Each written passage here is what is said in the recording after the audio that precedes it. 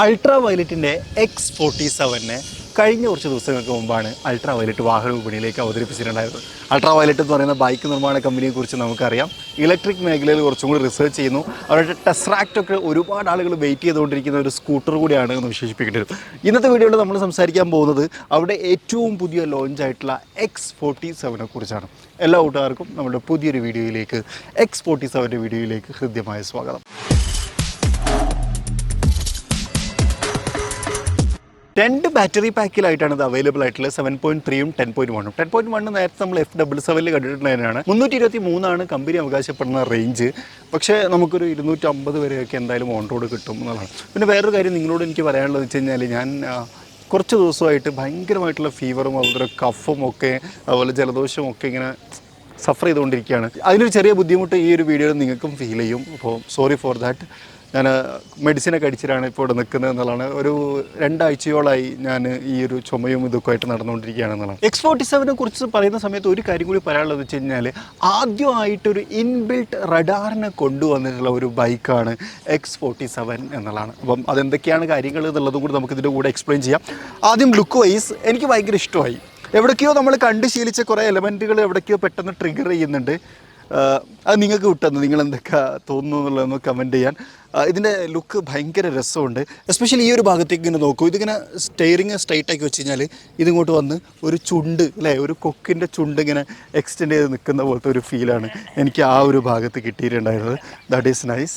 അത് വളരെ രസമായിട്ട് എനിക്ക് തോന്നി. അതുപോലെ തന്നെ സസ്പെൻഷൻ ഇതൊക്കെ പല കളറിലുണ്ട്. സസ്പെൻഷൻ ലോങ് ട്രാവലാണ്. 170 mm ലെങ്ത് ഉള്ള ട്രാവലോട് കൂടി വന്നിട്ടുള്ള സസ്പെൻഷൻ. ഈ സസ്പെൻഷൻ്റെ പ്രത്യേകത എന്താ വെച്ച് കഴിഞ്ഞാൽ നേരത്തെ ഉണ്ടായിരുന്ന അൾട്രാ വയലറ്റ് F77 ഉള്ളതല്ല. നേരെ കുറച്ച് പുതിയ സസ്പെൻഷനാണ്. ട്യൂണിങ് ഡിഫറൻ്റ് ആണ്. ഇതൊരു ക്രോസ് ഓവർ വാഹനമാണ്. X47 ക്രോസ് ഓവർ എന്നാണ് ഇതിന് വിശേഷിപ്പിക്കുന്നത്.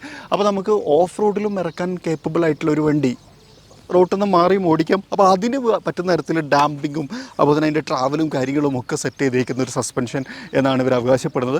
റൈഡ് ചെയ്യുന്ന സമയത്ത് നമുക്ക് കുറച്ചും കൂടി അത് നോക്കാം. 17 ഇഞ്ച് വീലുകളാണ്. റെഡ് ആൻസൻ്റ് ഒക്കെ കൊടുത്ത് കുറച്ചുകൂടി ബ്യൂട്ടിഫൈ ചെയ്തിട്ടുണ്ട്. എനിക്ക് തോന്നുന്നു അത് ഓരോ ബോഡി കളർ അനുസരിച്ച് അങ്ങോട്ടും ഇങ്ങോട്ടും ചേഞ്ച് ആവുന്നുണ്ടെന്നാണ് ഞാൻ മനസ്സിലാവുന്നത്. അതായത് ഇത് കേട്ടോ, ഈ സ്റ്റിക്കർ വർക്ക് അത് ആക്ച്വലി ഒരു സ്റ്റിക്കർ വർക്കാണ്. ഫ്രണ്ടിലും ബാക്കിലും നമുക്ക് ഡിസ്ക് ബ്രേക്കും കാര്യങ്ങളും വരുന്നു. ബാറ്ററി പാക്ക് ഇതാ ഇവിടെയാണ്. അത് നേരത്തെ നമ്മൾ F77 കണ്ടതുപോലെ തന്നെയുള്ളൊരു ബാറ്ററി പാക്ക്. 2 ബാറ്ററി പാക്കിനകത്ത് അവൈലബിൾ ആയിട്ട് വരുന്നുണ്ട്. റിയൽ റേഞ്ച് ഞാൻ പറഞ്ഞു 250 കിലോമീറ്ററാണ് നമുക്ക് കിട്ടുക. അതിൻ്റെ ലോവർ വേരിയൻറ്റിലേക്ക് വരുന്ന സമയത്ത് ഒരു പക്ഷേ ഒരു 180 ഒക്കെ ആയിരിക്കും കിട്ടുക എന്നാണ് ഞാൻ എക്സ്പെക്റ്റ് ചെയ്യുന്നത്. റിയറിലേക്ക് വരാം. ഇവിടെ നമുക്ക് ഫുഡ് പെഡലും കാര്യങ്ങളൊക്കെ കാണാം കേട്ടോ. ഇവിടെ നമുക്ക് മോട്ടോറും കാര്യങ്ങളൊക്കെ കാണാം. മോട്ടോർ ഉൽപ്പാദിപ്പിക്കുന്ന 100 NM ആണ്. പക്ഷേ വീലിലേക്ക് നമുക്ക് ഏറെക്കുറെ 620 NM ടോർക്ക് അവൈലബിൾ ആയിട്ട് വരുന്നുണ്ട്. 40 kWh ഇതിൻ്റെ പവർ വരുന്നത്. ബേസിലേക്ക് വരുന്ന സമയത്ത് മോട്ടോർ ഉൽപ്പാദിപ്പിക്കുന്ന 30 kW അങ്ങനെയാണ് പറയുന്നത് എന്നാണ് മനസ്സിലാക്കുന്നത്. വീലുകൾ അത്യാവശ്യം ഗ്രിപ്പും കാര്യങ്ങളൊക്കെ വീലാണ്. ഒരു ഓൾ ടെറൈൻ വീൽ പോലെയാണ് എനിക്ക് തോന്നുന്നത്. ബാക്കിൽ നമുക്ക് ഡിസ്ക് ബ്രേക്കും കാര്യങ്ങളൊക്കെ കാണാം. ഇതൊക്കെ കുറച്ചുകൂടി വിസിബിൾ. ചെയിനാണ് വരുന്നത്, ബെൽറ്റ് അല്ല. മോട്ടോർ എന്നുള്ള കമ്മ്യൂണിക്കേഷൻ ഇപ്പുറത്തേക്ക് നോക്കി കഴിഞ്ഞാൽ കുറച്ചും കൂടി നിങ്ങൾക്ക് അത് വിസിബിളായിട്ട് തോന്നും എന്നുള്ളതാണ്. ഇനി ഇവിടെ നമുക്ക് ഗ്രാബ് ഹാൻഡിൽസും കാര്യങ്ങളൊക്കെയാണ്. ഇതൊക്കെ പല ടൈപ്പ് നമുക്ക് വെക്കാം. ആക്സറീസിൻ്റെ ഭാഗമായിട്ട് അവൈലബിൾ ആണ്. ഇനി ഇവിടെയാണ് റഡാർ വരുന്നത്. റഡാർ ഇൻ ബിൽട്ടാണ് കേട്ടോ. ഇതൊക്കെ ഈ ഒരു ഭാഗത്ത് ഇവിടെ നമുക്ക് റഡാർ യൂണിറ്റും കാര്യങ്ങളൊക്കെ ഘടിപ്പിച്ചിട്ടാണ് വന്നേക്കുന്നത് എന്നുള്ളതാണ്. അതുകൊണ്ടുള്ള ഗുണങ്ങൾ എന്തൊക്കെയാണെന്ന് ചോദിച്ചു കഴിഞ്ഞാൽ നമ്മളത് ടെസ്റ്റ് ചെയ്യുന്നുണ്ട്. ഒന്ന്, ബ്ലൈൻഡ് സ്പോട്ട് വാർണിംഗ് നമുക്ക് കിട്ടും. ഇപ്പോൾ ഒരു വണ്ടി ബ്ലൈൻഡിലുണ്ടെങ്കിൽ നമ്മൾ മിററിനകത്ത് നമുക്കത് കാണാൻ പറ്റും. രണ്ടാമത്തത്, ഏതെങ്കിലും ഒരു വണ്ടി ഓവർടേക്ക് ചെയ്യാൻ വരുന്നുണ്ടെന്നുണ്ടെങ്കിൽ അത് നമ്മുടെ ബ്ലൈൻഡ് സ്പോട്ടിലാണെന്നുണ്ടെങ്കിൽ നമുക്കതിൻ്റെ ഒരു അറ്റൻഷൻ കിട്ടും. അവർ ഏതെങ്കിലും വണ്ടി ഹിറ്റ് ചെയ്യാൻ വരുന്നുണ്ടെന്നുണ്ടെങ്കിൽ അത് വാൺ ചെയ്യും. അങ്ങനെ കുറച്ച് ബെനിഫിറ്റുകളുണ്ട്. അത് നമുക്ക് ഇൻ ഡീറ്റെയിൽ ആയിട്ട് സംസാരിക്കാം എന്നുള്ളതാണ്. പിന്നെ വേറൊരു ഗുണം എന്താണെന്ന് വെച്ച് കഴിഞ്ഞാൽ സാധാരണഗതിയിൽ ഈ ഇലക്ട്രിക് സ്കൂട്ടർ ഓണേഴ്സ് നേരിടുന്ന ഏറ്റവും വലിയൊരു പ്രശ്നം എന്താണെന്ന് വെച്ച് കഴിഞ്ഞാൽ അവർക്ക് ഈ ഒരു ചാർജർ ഒന്നാകെ ക്യാരി ചെയ്യണം എന്നുള്ളൊരു അവസ്ഥ ഉണ്ട്. ഇപ്പോൾ ട്രാവലൊക്കെ പോകുന്നവരാണെന്നുണ്ടെങ്കിൽ, പ്രത്യേകിച്ച് ഇതൊരു ക്രോസ് ഓവർ ആയതുകൊണ്ട് അത്തരം യൂസേഴ്സ് കൂടുതലുണ്ടായിരിക്കും. അങ്ങനത്തെ ആൾക്കാർക്ക് ഇതിൻ്റെ കൂടെ ഇൻബിൽറ്റ് ചാർജർ ഓപ്ഷണലായിട്ട് വരുന്നുണ്ട് എന്നുള്ളതാണ്. അതായത് നമുക്ക് ചാർജിങ് കേബിൾ, ഒരു ലാപ്ടോപ്പിൻ്റെ കേബിൾ പോലെ അത് മാത്രം ക്യാരി ചെയ്താൽ മതി. ചാർജർ ഇതിനകത്ത് തന്നെ ഇൻബിൽട്ട് ചെയ്ത് വരുന്നുണ്ട് എന്നുള്ളതാണ്. അത് വളരെ നല്ലൊരു മൂവായിട്ട് എനിക്ക് തോന്നി എന്നുള്ളതാണ്. ഇനി ഒരു ഡാഷ് ക്യാമറയുടെ ഓപ്ഷനും ഇവർ കൊടുക്കുന്നുണ്ട്. ഫ്രണ്ടിൽ നമുക്കൊരു ഡാഷ് ക്യാമറ, അതിനൊരു എക്സ്ട്രാ ഒരു മോണിറ്ററും ഒക്കെ വെച്ച് അത് കാണാൻ പറ്റുന്ന തരത്തിലാണ് അത് ക്രമീകരിക്കപ്പെട്ടുള്ളത്. അത് വളരെ നല്ല ഒരു മൂവായിട്ട് എനിക്ക് തോന്നി എന്നുള്ളതാണ്. ഇനി ഞാൻ സീറ്റിലേക്ക് കയറിയിരിക്കുകയാണ്. നോക്കൂ, ഞാൻ വളരെ നീളമുള്ള ഒരാളാണ്. പക്ഷേ എനിക്ക് ഭയങ്കര കംഫർട്ടബിൾ ആയിട്ടുള്ള ഒരു സീറ്റിംഗ് ആൻഡ് റൈഡിങ് പൊസിഷനാണ് ഇത് പ്രൊവൈഡ് ചെയ്തത് എന്നുള്ളതാണ്. ഓഫ് റോഡ് ആയതുകൊണ്ട് തന്നെ ഗ്രൗണ്ട് ക്ലിയറൻസ് 200 mm ആണ് കമ്പനി അവകാശപ്പെടുന്നത്. കമ്പനി പറയുന്ന ഗ്രൗണ്ട് ക്ലിയറൻസ് 200 mm ആണ്. സോ അതും ഒരു നല്ല ഫിഗറായിട്ട് എനിക്ക് തോന്നി. പിന്നെ നോക്കിയാൽ കാലമൊക്കെ എനിക്ക് വലിയ ബുദ്ധിമുട്ടൊന്നുമില്ല, എവിടെയും തട്ടുന്നൊന്നുമില്ല, ഈസി ആയിട്ട് എനിക്ക് ചേഞ്ച് ചെയ്യാം. അപ്പോൾ ലീൻ ചെയ്യുന്ന സമയത്തൊക്കെ എൻ്റെ കാല് മൂവ് ചെയ്യുകയാണെങ്കിലും വലിയ പ്രശ്നങ്ങളൊന്നും ഇല്ലാതെ തന്നെ മൂവ് ചെയ്യാൻ പറ്റുന്ന തരത്തിലാണ് അതും ക്രമീകരിക്കപ്പെട്ടുള്ളത്. ഈ ഒരു ഏരിയ ഒക്കെ കുറച്ചും കൂടി ഒരു സ്പോർട്ടി അപ്പീലും കാര്യങ്ങളൊക്കെ തരുന്നുണ്ട്. നൈസ്. ഇനി ഹാൻഡിലേക്ക് വരാം. എൻജിൻ സ്റ്റാർട്ട് സ്റ്റോപ്പ് ബട്ടൺ ഇവിടെയാണ് വരുന്നത്. Okay, cluster LED digital Bluetooth connectivity അങ്ങനത്തെ ആക്ടിവിറ്റി ഒക്കെ ചേർന്നിട്ടുള്ള ക്ലസ്റ്ററാണ്. അതിനകത്ത് അത്യാവശ്യം എല്ലാ ഡീറ്റെയിൽസും ഉണ്ട്. റേഞ്ച് കാണിക്കുന്നുണ്ട്, അതുപോലെ തന്നെ ഇവിടെ നമുക്ക് എത്ര കിലോമീറ്റർ അങ്ങനത്തെ കാര്യങ്ങൾ, ഓഡോമീറ്റർ കാണിക്കുന്നുണ്ട്, ബാറ്ററി പെർസെൻറ്റേജ് കാണിക്കുന്നുണ്ട്, അതുപോലെ ഡ്രൈവ് മോഡുകൾ ഇവിടെ നമുക്ക് കാണിച്ചുകൊണ്ട് നിൽക്കുന്നുണ്ട്. ഇൻഡിക്കേറ്റർ ബട്ടൺ, അതുപോലെ തന്നെ ഇവിടെ നമുക്ക് കൺട്രോൾ യൂണിറ്റ് കാണാം. നാവിഗേറ്റ്, ഇവിടെ നോക്കി കഴിഞ്ഞാൽ navigate, my settings, control, Bluetooth connectivity, display അങ്ങനത്തെ കാര്യങ്ങളൊക്കെ തന്നെ നമുക്ക് അവിടെ കാണാൻ പറ്റും. ഇനി ഫ്രണ്ടിലേക്ക് വന്നു കഴിഞ്ഞാൽ നമ്മൾ ഹെഡ് ലാമ്പിനെ കുറിച്ചൊന്നും പറഞ്ഞില്ല. LED ഹെഡ് ലാമ്പ് യൂണിറ്റുകളാണ് വന്നിട്ടുള്ളത്. ഇവിടെ നമുക്ക് ചെറിയ ഇൻഡിക്കേറ്റർ യൂണിറ്റും കാര്യങ്ങളൊക്കെ കാണാം. ഫ്രണ്ട് കാണാൻ കുറച്ചും കൂടി ഒരു സ്പോർട്ടി അല്ലേ, ശരിക്കും രസമായിട്ട് എനിക്ക് തോന്നിയിട്ടുണ്ട്. ഇവരുടെ എല്ലാ കാര്യങ്ങളും ഒരു ഫൈറ്റർ ജെറ്റ് ഇൻസ്പയർഡ് ആയതുകൊണ്ട് തന്നെ കുറേ ഫൈറ്റർ ജെറ്റ് എലമെൻറ്റുകളും നമുക്കിതിനകത്ത് കാണാൻ പറ്റും എന്നുള്ളതാണ്. ഇനി ഇതിൻ്റെ പ്രൈസാണ്, ലോഞ്ചിൻ്റെ സമയത്ത് ഇതിൻ്റെ പ്രൈസ് അനൗൺസ് ചെയ്തിട്ടുണ്ടായിരുന്നു. 2,46,000 രൂപ മുതലാണ് ഇത് സ്റ്റാർട്ടിങ് വരുന്നത്. അങ്ങോട്ടും ഇങ്ങോട്ടും വേരിയേഷൻസ് ഒക്കെ ഉണ്ടായിരിക്കും ഓരോ വേരിയൻ്റ് അനുസരിച്ച് എന്നുള്ളതാണ്. ഇനി ഇതിൻ്റെ ഫാസ്റ്റ് ചാർജർ കൂടി വരുന്നുണ്ട്. അപ്പോൾ ചാർജിങ്ങിനെ കുറിച്ച് പറയാം. നോർമൽ ഒരു ചാർജർ ഉപയോഗിച്ചിട്ട് നമ്മൾ വീട്ടിൽ ചാർജ് ചെയ്യുകയാണെങ്കിൽ ഒരു 3 മണിക്കൂർ കൊണ്ടൊക്കെയാണ് ഇത് ചാർജ് ചെയ്തെടുക്കുക. അപ്പോൾ ഒരു ഫാസ്റ്റ് ചാർജർ ഉപയോഗിച്ച് കഴിഞ്ഞാൽ നമുക്കൊരു 1-1.5 മണിക്കൂറോളം ലാഭിക്കാം, പകുതിയാവും എന്നുള്ളതാണ്. അപ്പോൾ ഒരു ഫാസ്റ്റ് ചാർജർ ഉണ്ട്, അതും വളരെ വെയിറ്റ് കുറവാണ്. അതായത് നേരത്തെ F77 ഉണ്ടായിരുന്ന ഫാസ്റ്റ് ചാർജറിന് 8 കിലോ വെയിറ്റ് ഉണ്ടായിരുന്നെങ്കിൽ ഇപ്പോഴത്തേതിന് 2.5 കിലോ വെയിറ്റ് ഉള്ളൂ. അപ്പോൾ നമുക്ക് വേണമെങ്കിൽ ഒരു ബാക്ക് പാക്കിലിട്ടിട്ട് കൊണ്ടുപോകാം. അപ്പോൾ ഒരു ലോങ് ട്രാവലൊക്കെ പോകുന്ന ഒരു ട്രാവലറാണെന്നുണ്ടെങ്കിൽ, ഒരു ബൈക്കറാണെന്നുണ്ടെങ്കിൽ ആൾക്ക് അത് ബാക്ക് പാക്കിൽ കരുതാം. വളരെ ഫാസ്റ്റായിട്ട് തന്നെ ഒരു കാറിൻ്റെ ചാർജിങ് പോർട്ടിൽ പോയിട്ടും നമുക്കിത് ചാർജ് ചെയ്തെടുക്കാം എന്നുള്ളതാണ്. സോ അങ്ങനെ ഒരു ബെനിഫിറ്റ് കൂടി ഇതിനുണ്ട്. അപ്പോൾ ഇതാണ് ഇതിൻ്റെ ആകത്തുക പുറത്തുനിന്ന് കാണാനുള്ള കാര്യങ്ങളൊക്കെ. ഇനി നമുക്കിതൊന്ന് ഡ്രൈവ് ചെയ്ത് നോക്കണം. ഡ്രൈവ് ചെയ്ത് നോക്കുന്ന സമയത്ത് ഞാൻ ഡ്രൈവ് ഫീലുകളെക്കുറിച്ചും സസ്പെൻഷൻ എങ്ങനെയുണ്ട്, ത്രോട്ടിൽ റെസ്പോൺസ് എങ്ങനെയുണ്ട് തുടങ്ങിയിട്ടുള്ള കാര്യങ്ങളെക്കുറിച്ച് സംസാരിക്കാം. അൾട്രാ വയലറ്റിൻ്റെ X47 നമ്മളൊന്ന് റൈഡ് ചെയ്തിട്ടുണ്ടായിരുന്നു. ആക്ച്വലി ആദ്യം നമ്മൾ റൈഡിന് പോകുന്നതിന് മുന്നേ തന്നെ ഇതിൻ്റെ റഡാർ സിസ്റ്റം നമ്മളൊന്ന് ടെസ്റ്റ് ചെയ്തു. അപ്പോൾ ശരിക്കും സംഭവിക്കണം എന്താ വെച്ച് കഴിഞ്ഞാൽ, ഇപ്പോൾ ഒരു വേറൊരു വണ്ടി ബ്ലൈൻഡിൽ വരുന്ന സമയത്ത്, അല്ലെങ്കിൽ ആ വണ്ടി ഓവർടേക്ക് ചെയ്യണം, ആ ഓവർടേക്ക് ചെയ്യുന്ന സമയത്ത് ആ വണ്ടി നമ്മളെ ബ്ലൈൻഡ് കവർ ചെയ്യണ ആ ഒരു മൊമെൻറ്റ്, അതായത് മിററിൽ കാണാത്തൊരു ഏരിയ ഉണ്ടാവുമല്ലോ, ആ ഏരിയയിൽ എത്തുന്ന സമയത്ത് നമ്മളെ മിററിനകത്തൊരു യെല്ലോ അലേർട്ട് വരും. ഒരു ബൈക്കിൻ്റെ ചിഹ്നമാണ് വരുന്നത്. കാർ വന്നാലും അത് കാണിക്കുമായിരിക്കും. ബൈക്കിൻ്റെ ചിഹ്നം തന്നെ കത്തിക്കൊണ്ടിരിക്കും. ബൈക്ക് ആയതുകൊണ്ട് ബൈക്ക് കൊടുത്തേക്കണം തോന്നുന്നുണ്ട്. അവിടെ എന്തെങ്കിലും ഹസാർഡ് ലാമ്പ് കൊടുത്താൽ കുറച്ചുകൂടി നല്ലതായിരുന്നു തോന്നി. എനിക്ക് കാറിലൊക്കെ അങ്ങനെ കൊടുക്കാറുള്ളത്.